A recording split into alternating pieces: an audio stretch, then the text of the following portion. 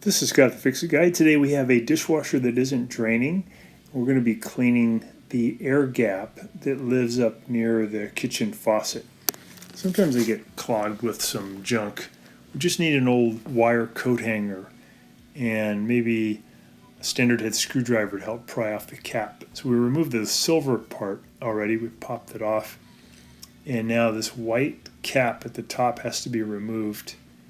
And you can just use like an old butter knife or a standard head screwdriver to push in on the plastic tabs on the front and back so we can wiggle it off. I'm going to use a standard head screwdriver to push in there. Got that off. And then I've got an old clothes hanger and I've straightened it out. I'm using some pliers to get the tip of it straighter.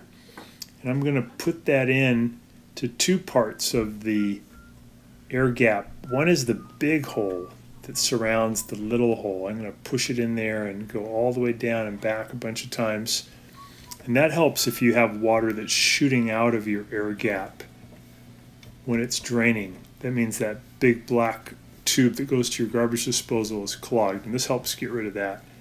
If it just doesn't drain at all, you can do the same procedure and push the wire down into the middle part, and that'll clear it out.